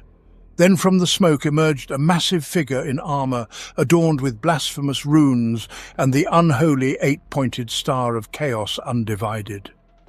Arcos himself presented himself for a duel with Azrael. An assault marine rushed to intercept him, but the champion of the ruinous powers cleaved the loyalist in half with one swing of his warp-infused blade. Two mighty heroes clashed in a duel. In one hand, the Supreme Grand Master gripped the sacred standard of devastation. In the other, the sword of secrets. The opponents delivered crushing blows to each other until blood seeped from the seams of Azrael's expertly crafted armor. The relentless Chaos Lord succeeded in wounding the leader of the Dark Angels. Each summoned the last vestiges of strength, but on that day, Arcos was bolstered by the combined might of the four Chaos Gods. Reciting a litany to his Dark Lords, the traitor pushed the weakening Azrael back, then with a shoulder thrust and swift blow, cast the Supreme Grand Master to the ground, knocking the Sword of Secrets from his grasp. Lying amid the debris, still holding the sacred standard, Azrael watched the approach of doom. The Chaos Lord loomed over the fallen Dark Angel and erupted into triumphant laughter before raising the dark sword to finish his mortal enemy. Yet just as he was about to end the reign of the Supreme Grand Master, Arcos suddenly recoiled as he was struck by a burst of rounds from an assault cannon. Terminators of the Deathwing, led by Belphegor, who raised his Crozius Arcanum, were rushing to the commander's aid. Catching Arcos off guard, the interrogator chaplain struck the legionnaire down with a mighty blow, shattering his armor. Now the Chaos Lord lay stunned and bleeding. The spiritual leader quickly glanced at the prone Azrael, nearly losing consciousness from pain.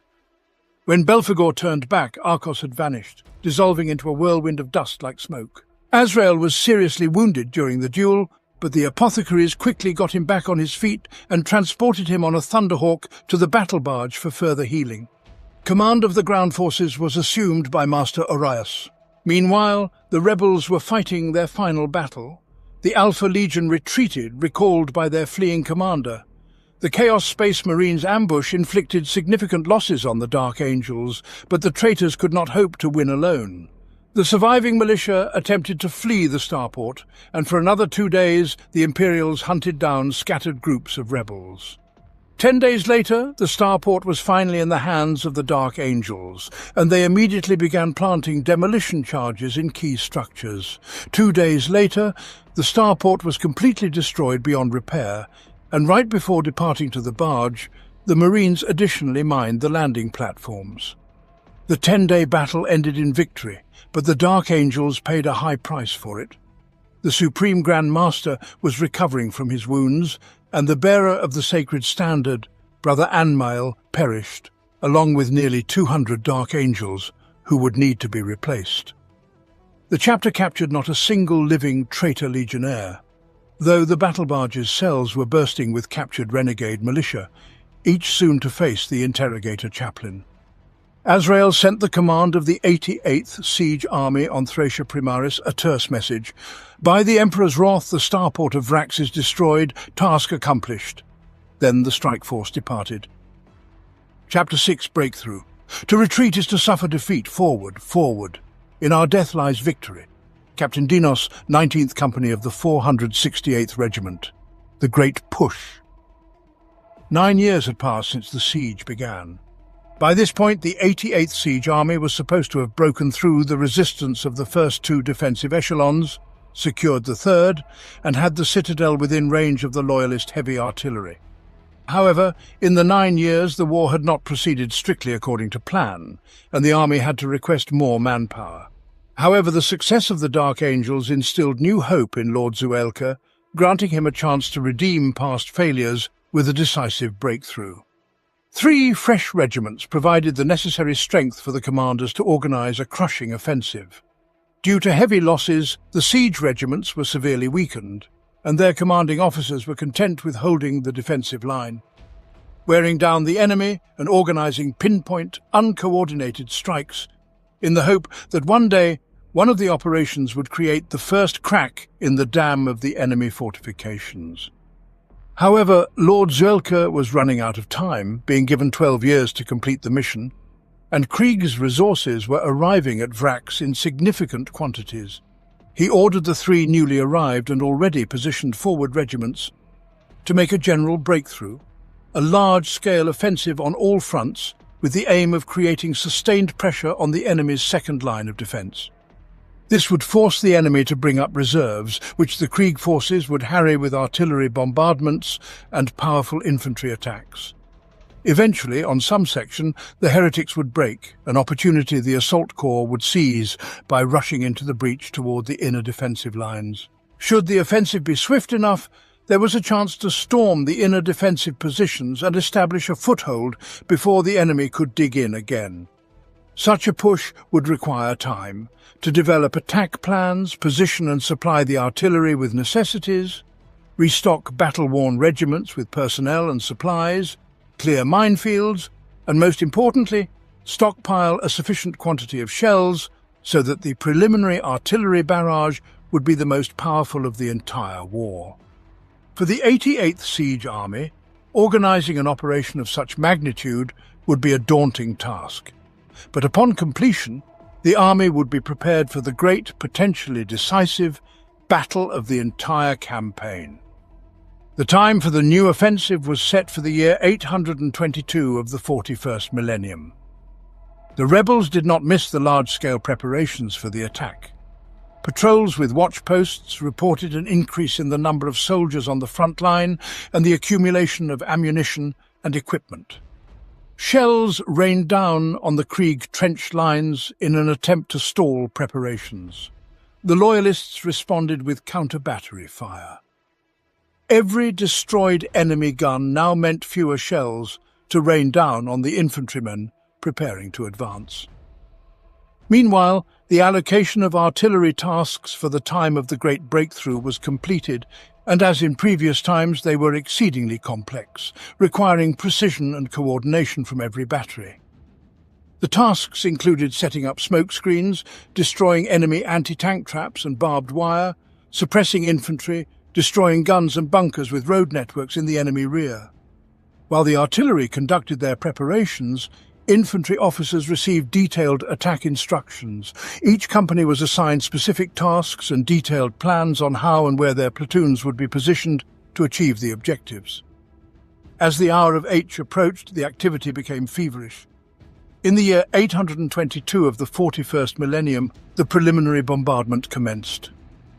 Every gun of the 88th Army unleashed a hurricane of fire upon the enemy, illuminating the skies with flashes of flame. The batteries thundered day and night in an attempt to break the defenders' resistance. While the ground around shook with monstrous explosions and the air filled with acrid smoke, the heretics endured the bombardment under many layers of earth and ferrocrete in deep underground shelters. The defenders grimly awaited the impending assault, as the front line was shrouded in a veil of flame, smoke and dust, visible even from orbit. At night, the communication trenches began to fill with men. The first wave took up their positions. The soldiers of the second wave were also ready, standing shoulder to shoulder, burdened with extra gear, grenades, ammunition and rations for the upcoming battle. As lightning tore the skies, and the Van Meersland wastelands were cloaked in orange flashes from the endless bombardment, more than 2 million infantrymen moved into attack positions.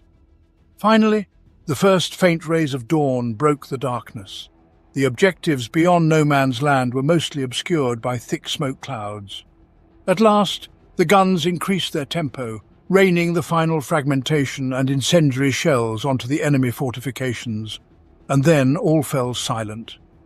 The fury of the artillery barrage ceased, and for a moment the battlefield was plunged into silence. Day 1. An order to commence the offensive swept through all the Voxcasters in the front-line trenches. As one, the guardsmen rushed to the ladders and parapets, surging into no man's land in waves.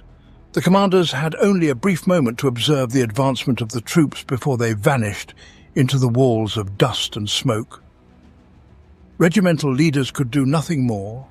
The colossal war machine was set in motion, and the outcome of the battle would be determined by the actions of companies, platoons, and squads. From the command bunkers, they listened intently to the transmissions to gain a clearer picture of the events at the fronts, where the assault met with success and where it faltered, where reinforcements were needed and where the enemy defence was on the brink of collapse. Beyond no man's land, the heretics swiftly reacted to the cessation of the artillery barrage. They knew full well what would follow, and they rushed haphazardly to the defensive positions. In many places, the fortifications had been swept away by the 4-day tornado of bombardment, forcing many to take shelter with weapons at the ready in the ruins. The smoke could not stop bullets or laser beams, and even though the targets had not yet appeared in view, the heretics unleashed a deadly volley. Under the cover of the dust clouds, the advancing guardsmen could not see the enemy, but they were alerted to its presence by the roar of heavy bolters, the staccato bursts of stubbers, and the staccato volleys of autoguns. Soldiers began to fall, yet the attackers pressed forward relentlessly. Soon, the batteries of the heretics that survived the bombardment struck back. No man's land was well ranged, so the traitors' return fire was swift and accurate. As the shelling intensified, shells began to burst among the ranks of the advancing Krieg soldiers.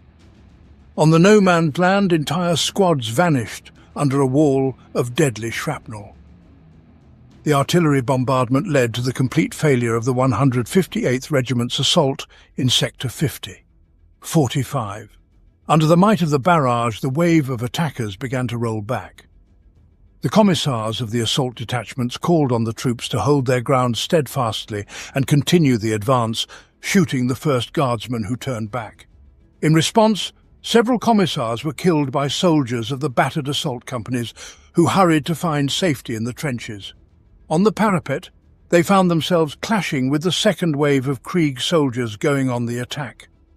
Hell broke loose as the advancing and retreating units mingled, filling the trenches with throngs of soldiers.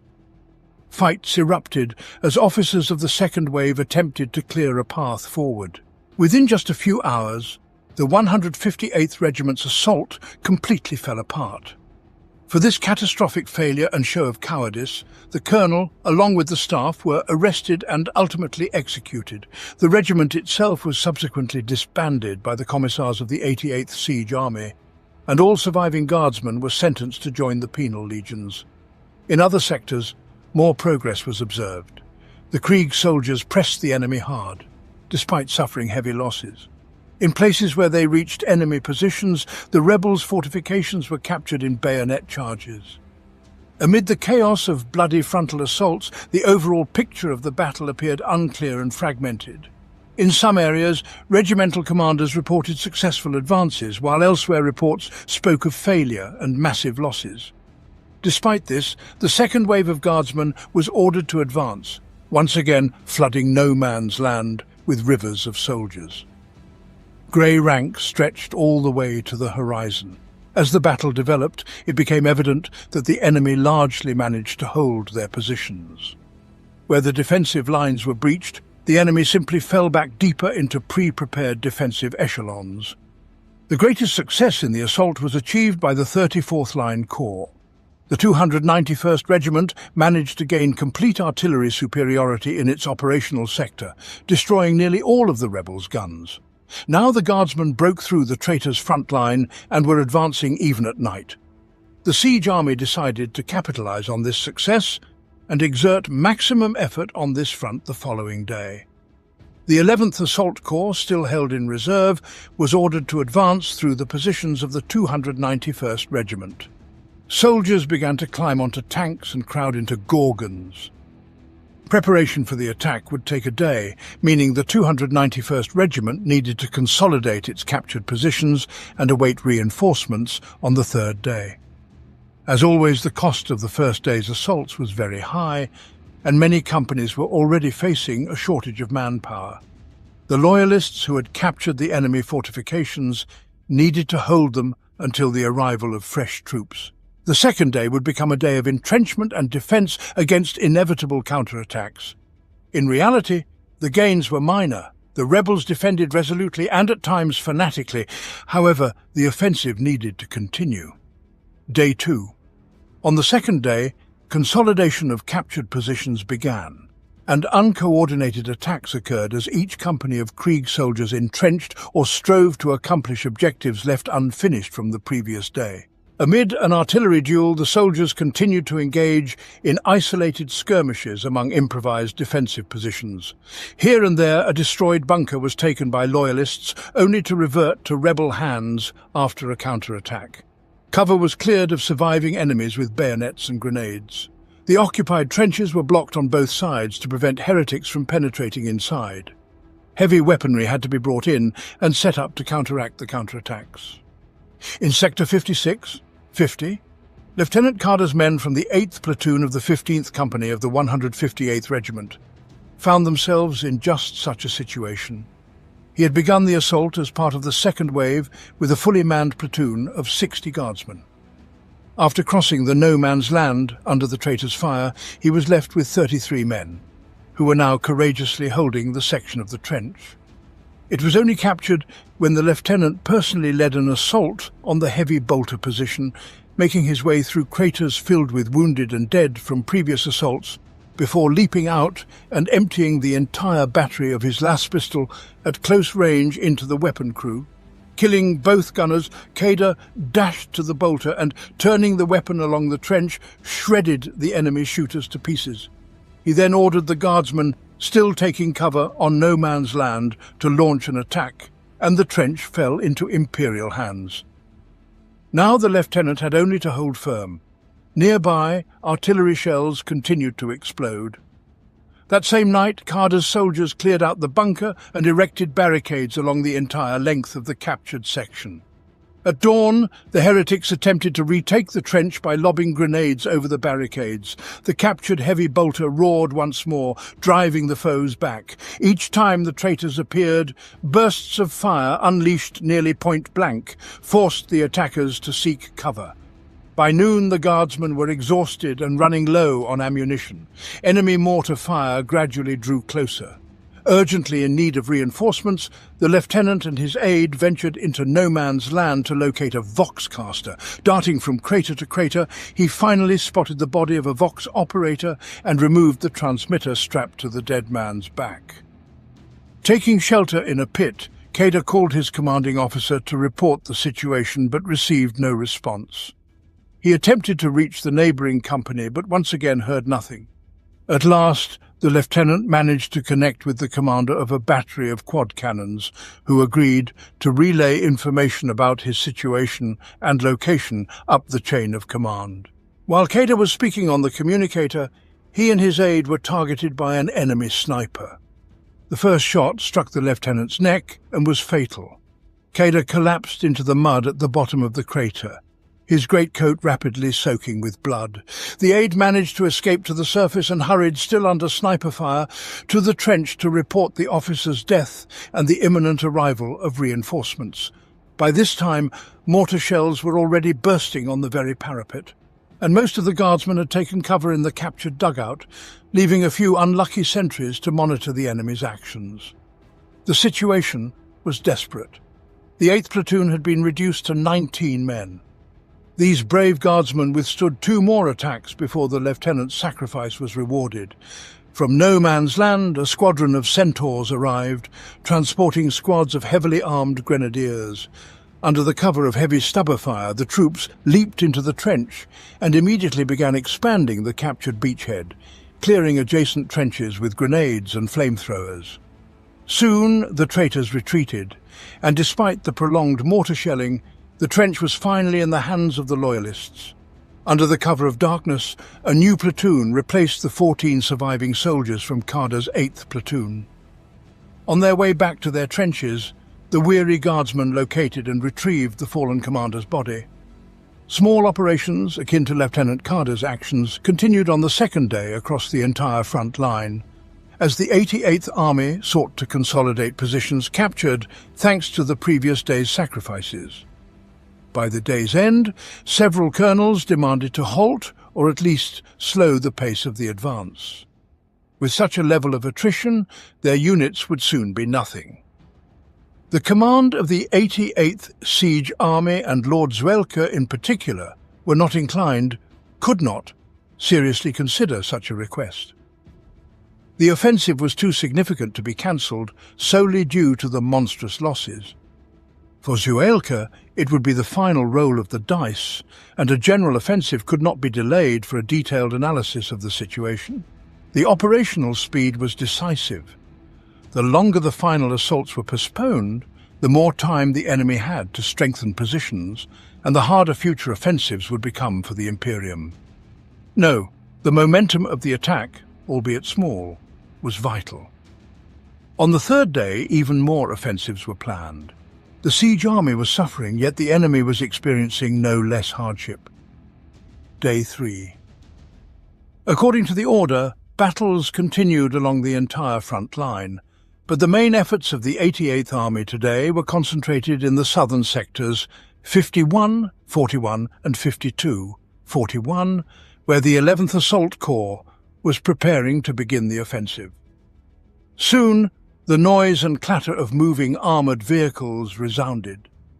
Slowly traversing the shell-cratered wasteland of no man's land, the tank companies deployed into combat formations and went on the breakthrough. Huge Gorgons followed them, each carrying a platoon of 50 guardsmen ready to rush into battle at once. After previous counterattacks, the enemy now held a thin chain of shattered bunkers, walls and shelters. Soon these positions were captured when the Gorgons dropped their ramps and spewed forth hordes of Krieg soldiers. The forward fortifications could not withstand the overwhelming might of the 11th Assault Corps, and by mid-morning, tanks and infantry surged further. It seemed that a breakthrough capable of destabilizing the entire second line of defense was near. However, the commanders of the renegades were not blind to such obvious threats. They also assessed the danger of the breakthrough of the 291st Regiment and had the entire day at their disposal to rectify the situation in the sector. In executing a new counterattack, vehicles previously concealed in underground depots were dispatched to meet the 11th Assault Corps. The traitors deployed against the Loyalists Lehman Russes, Chimeras, new Basilisks, Medusas, and even 12 tank destroyers. As the vanguard of the Krieg soldiers methodically advanced, enemy resistance began to escalate. Tanks exchanged shots from a long distance while the destroyers lay in wait. Soon the landscape was littered with the burning, smoke-belching hulks of the Loyalists' stricken armoured vehicles. The rebels' counterattack achieved its intended effect, and by noon the guardsmen halted their advance, pressed by enemy armoured units. The losses in equipment mounted, and the soldiers urgently requested artillery support. The Imperial breakthrough stalled. It was yet another false dawn. Reports also came in from other sectors. On the very eastern edge of the offensive, the 3rd Siege Regiment of the 1st Line Corps finally reached the first day's objectives in Sector 62, 48. The unit was preparing for another powerful assault on the 4th day, with tank companies of the 14th Regiment advancing to provide support in the breakthrough. Day 4 and further. The small achievements and potential breakthroughs of the defence in the first 3 days could not simply be dismissed. It appeared the 88th Army was intent on crashing against the heretics' second echelon.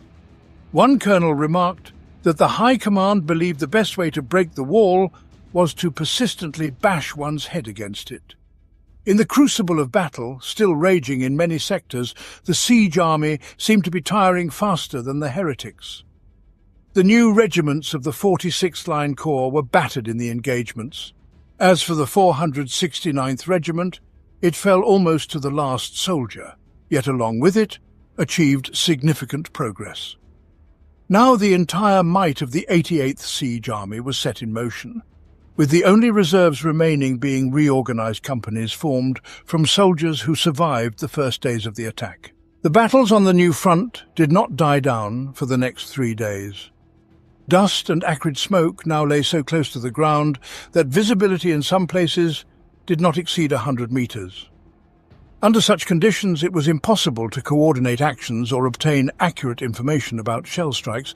Nevertheless, the offensive continued. Perhaps this would be the campaign's end, one way or another, but one side had to break. As company commanders endeavored to fulfill their objectives, the initial momentum of the assault began to wane. The pace that had allowed the attack to advance so far weakened. Ammunition, particularly shells for the heavy artillery, was running low. Companies were reduced to the size of platoons, and platoons to squads.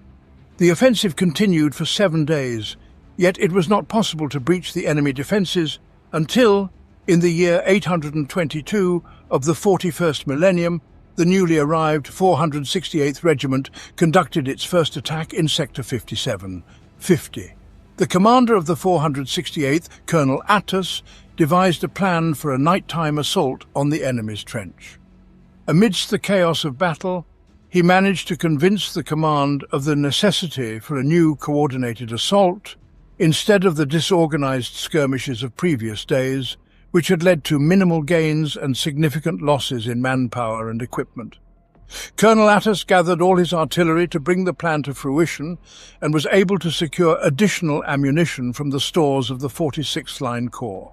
The concept was that under the cover of a prolonged nighttime bombardment, Athos would personally lead the vanguard of assault companies across no man's land, striving to approach the enemy positions as closely as possible. The artillery was to force the heretics to take cover, thus preventing them from detecting the guardsmen. The assault troops would then lie on no man's land until the first rays of dawn, when the batteries would concentrate fire on the enemy's forward lines. Then would come the plan's most crucial part. The bombardment would shift 50 meters forward, allowing the assault companies to cross the reduced distance to the heretic trenches before they could open return fire. Once the colonel captured the trenches, subsequent units would exploit the success. Initially, the command did not authorize the attack, citing the excessive risk and difficulty of managing large groups of men during night hours. However, Athos argued that with sufficient artillery fire concentration, the enemy's guns could be suppressed even in the event of a failed offensive, and the troops could be withdrawn with minimal losses. Athos's arguments ultimately convinced the command, and he received authorization for the attack. On a dark night in the year 822 of the 41st millennium, the assault companies led by the colonel left the trenches and began crawling across no man's land. All soldiers were required to maintain silence, move carefully, and avoid detection. As the soldiers crawled, the regimental guns, including those Athos had requisitioned from separate companies, unleashed a deafening salvo. Shells whistled over the heads of the Kriegsmen and crashed into the heretics' positions. Under the cover of the exploding shells, the guardsmen moved ever closer. The heavens lit up with the glare of 1,000 scorching guns, yet the rebels hid within their underground shelters. At the appointed time, the fire focused on the front line. The soldiers of Krieg lay waiting while the ground a mere 100 meters away from them was churned by hundreds of explosions. When the bombardment shifted forward, the colonel arose with a las pistol and a sword in his hands and ordered the attack. The soldiers sprang as one and surged forward. The element of surprise was absolute, and the enemy simply did not have enough time to react adequately. Before the heretics could climb out of their shelters, clusters of grenades were tossed inside. Seeing the enemy already among them, many took to flight. Athos ran along the trench, rallying soldiers to follow him, when suddenly he found himself face to face with a massive monster.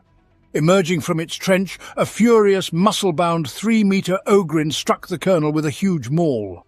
Athos's shattered body, with its crushed ribcage, was thrown 6 meters away. The frenzied creature charged through the hail of laser fire, carving a bloody path through the trench before a precise shot from a grenade launcher tore the creature to shreds.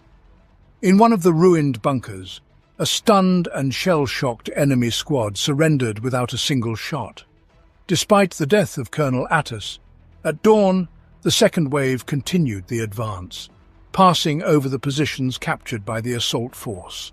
By some miracle, they broke through. In front of the 468th Regiment, there were no more bunkers, fortifications, or trenches with barricades. The second echelon of the traitors' defence had been broken. News of the 468th Regiment's success swiftly reached the Supreme Command, and soon reinforcements poured in to exploit the breach. The first to arrive were the Centaurs, delivering a battery of quad launchers. The guns immediately joined the fray, their swift salvos crushing the last desperate attempts of the rebels to mount a counter-attack. Even more troops arrived. Tanks, Gorgons, heavy artillery, squadrons of Death Riders surged forward, then veered east and west to strike at the traitors' deep rear. As 8 years prior, during the first breakthrough, in the subsequent days, the enemy's defensive line collapsed like a house of cards. The dam was finally breached, and the Krieg forces surged into the breach like an unstoppable tide. The situation repeated itself as the heretics realized that maintaining their positions was now untenable, and they needed to salvage what they could before moving to the next echelon. Leaving behind suicide squads to delay the Imperials' advance, the enemy began their retreat. One by one, the siege regiments resumed their assault, in some places encountering no resistance at all. The distinguished 468th Regiment moved to capture the ruins of Hab Zone 2, where they were drawn into street fighting with the rebels. But units of the Imperial Guard to the right and left of the regiment were also breaking through to the south, and soon the ring around the Hab Zone closed. All traitors who did not flee the encirclement were slaughtered. However, as with the previous breakthrough, the Krieg soldiers were unable to immediately commence the assault on the inner defence line. The siege army was too exhausted and weakened to launch a new offensive against even more powerful fortifications. It needed time to replenish its losses and prepare for the next strike. New troops, new guns, and new tanks were required. The cost of the breakthrough had proven too high. The Imperium's forces were once again faced with the task of trench digging and constructing bunkers with supply depots. It took 9 grueling years of war to reach the current position. Years of bloodshed, slaughter and endless carnage, years of battles no less intense than the most nightmarish wars in the entire Imperium. Over 4 million guardsmen had already fallen on Vraks, but now, it seemed, final victory was within reach. The enemy was completely surrounded. The front lines had contracted even further, leading to an increased concentration of soldiers and artillery. And now the citadel of Vraks was within the firing range of the Earthshakers. For the first time ever, the key target was within shooting distance.